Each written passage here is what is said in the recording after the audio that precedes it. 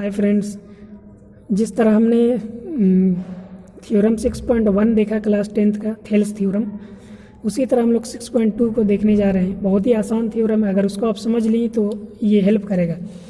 देखिए यहाँ पे क्या दिया हुआ स्टेटमेंट पढ़ते हैं। If a line divides any two sides of a triangle in the same ratio, मतलब मान लीजिए कि कोई ट्राइंगल है, ठीक है, इस तरह से ये एक ट्राइंगल है, इसका नाम दे देते हैं ABC, ठीक है। तो अब कोई लाइन है जो इसको सेम रेशियो में डिवाइड करता है। मान लीजिए ये लाइन है, ये वाला लाइन है, इसका नाम दे देते हैं DE।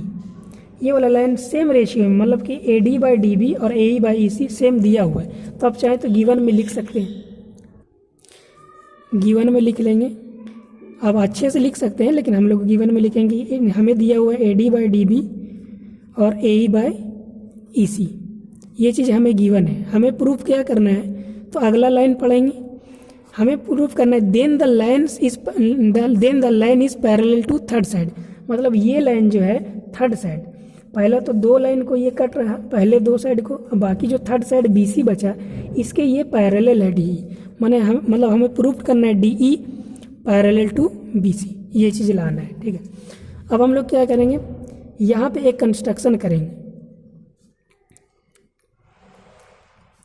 अभी हमें नहीं मालूम है कि ये इसके पैरेलल, भले दिख रहा है, दिखने में नहीं जाना है, बल्कि हमको प्रूव्ड करना है। थ्योरम का मतलब यही होता है, ठीक है। तो हम लोग क्या करेंगे कि मान लेते हैं कि चलिए ये दोनों लाइन, ये जो दिख रहा है पैरेलल के जैसा, वो पैरेलल नहीं है, ठीक है। तो पैरेलल नहीं है तो कोई तो होगा पैरेलल, या इधर या इधर। तो हम लोग मान लेते हैं कि यहाँ से लिख लेते हैं ये वाला लाइन, सपोज कीजिए कि ये पैरेलल है, इसका नाम हम लोग दे देते हैं, सपोज कीजिए M दे देते हैं, ठीक है। मतलब ये हुआ कि हमने माना कि DE पैरेलल नहीं है, तो कोई तो होगा एक ऐसा लाइन जो ज़रूर BC के पैरेलल होगा। हम मान लें कि DM है, वैसे तो हज़ारों लाइन खींचा जा सकता है, लेकिन कम से कम एक लाइन तो होगा जो पैरेलल होगा। मान लिए कि वो DM है जो इसके BC के पैरेलल है। तो हम लोग लिखेंगे लेट इफ पॉसिबल ड्रॉ ये आपका DM पैरेलल टू BC के पैरेलल हमने ये खींचा। अब देखिए प्रूफ में क्या लिखेंगे। प्रूफ में अभी हम लोग क्या पढ़े थे इससे पहले वाले थ्योरम, कि अगर एक लाइन दूसरे के पैरेलल है तो वो ये अदर दो साइड को सेम रेशियो में डिवाइड करेगा। तो हम लोग लिखेंगे इन ट्राइंगल ABC, इस पूरे बड़े वाले ट्राइंगल में ABC में DM पैरेलल टू BC है। कहाँ से आया, बाय कंस्ट्रक्शन। बाय कंस्ट्रक्शन जब ये लाइन इसके पैरेलल है, इसका मतलब हम लोग क्या बोल सकते हैं कि AD/DB और AM/MC ये सेम रेशियो में डिवाइड करेगा, इससे पहले वाले थ्योरम से, ठीक है। तो हम लोग बोल सकते हैं इसका मतलब जब ये लाइन पैरेलल है DM, तो ये DM जो है इसको AD/DB ये इक्वल डिवाइड करेगा AM/MC। कैसे, तो हमें पता चला बाय BPT थ्योरम, यानी कि बेसिक प्रोपोर्शनैलिटी थ्योरम, या आप थेल्स थ्योरम भी लिख सकते हैं, ठीक है। अब ध्यान दीजिए, मान लीजिए कि ये आपका सपोज कीजिए कि इसका हम लोग इक्वेशन 1 नाम दे देते हैं, ठीक है। साथ ही साथ लेकिन यहाँ पे हम लोग जब गौर से देखेंगे, बट हमें तो ये दिया हुआ है, देखिए गिवन में था ना कि AD/DB ये इक्वल है AE/EC के, ये तो हमें गिवन था। इसको मान लीजिए इक्वेशन 2 दे दी, ये आपका गिवन था, ठीक है। तो अब यहाँ पे क्या हो रहा है कि इक्वेशन 1 और 2 में अब गौर से देखिए AD/DB AD/DB left side equal है तो राइट भी इक्वल हो गए। इसका मतलब हम बोल सकते हैं कि ये दोनों इक्वल है, यानी कि AE/EC ये इक्वल है AM/MC के। यही मतलब हुआ फ्रॉम 1 एंड 2, यहाँ पे लिख देंगे, चाहे तो फ्रॉम 1 एंड 2, ठीक है। ये हमें कंक्लूजन निकला।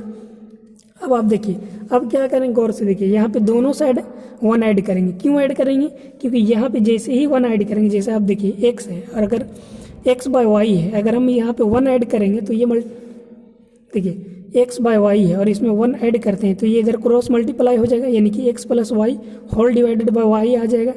तो इसी तरह यहाँ पे 1 ऐड करेंगे ताकि EC ऊपर आ जाए, तो AE और EC मिलकर क्या बना देगा, AE और EC मिलकर पूरा AC बना देगा, ठीक है। और हम यही करेंगे। अब ध्यान से देखिए क्यों करेंगे, आगे पता चल जाएगा आपको। तो हम लोग क्या करेंगे, यहाँ पे ऐड कर देंगे, ऐड वन बोथ साइड्स।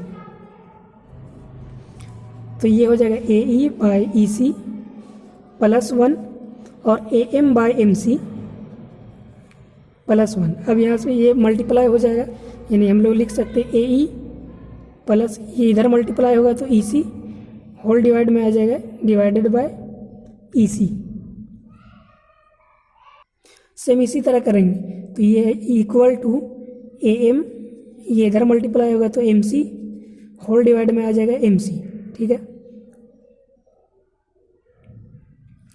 तो अब आप देखिए इन दोनों को जोड़िए तो क्या है, AE और EC मिलकर टोटल क्या बना रहा है, AC बनाएगा ऊपर में यहाँ पे।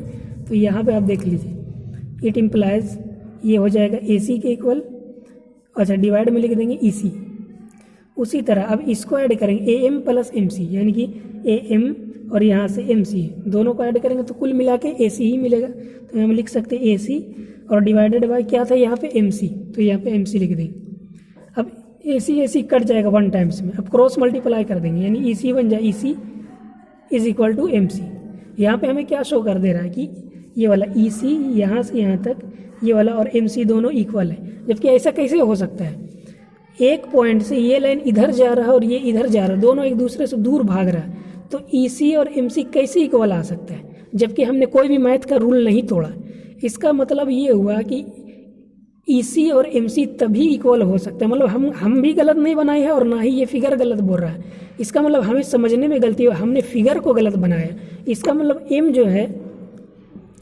जो है पक्का है कि अगर हम EC को कोइंसाइड कर जाए, मतलब कोई EC पर एकदम M अगर रखा जाए, M को EC पे रख दे, कोइंसाइड कर दे, तभी ये चीज़ पॉसिबल हो सकता है, ये दोनों इक्वल आएगा। इसका मतलब ये हम जो कंस्ट्रक्शन M को इधर किए थे वो एक्चुअल में इसके लायक नहीं है, वो हमेशा EC पर रहेगा। और इससे कंक्लूजन निकला कि ये दोनों इक्वल है, EC और MC इक्वल है, मतलब ये कंक्लूजन निकला DE ही वो लाइन है जो BC के पैरेलल होगा, तभी तो ये दोनों ratio AE by EC divide होगा, ठीक है। तो हम लोग यहाँ से लिख सकते हैं दिस इज पॉसिबल। तो ये चीज़ जो है तभी ये पॉसिबल होगा कि ये दोनों इक्वल होगा जब M जो है यहाँ पे कोइंसाइड करे, तभी तो ये वाला डिस्टेंस इक्वल आएगा।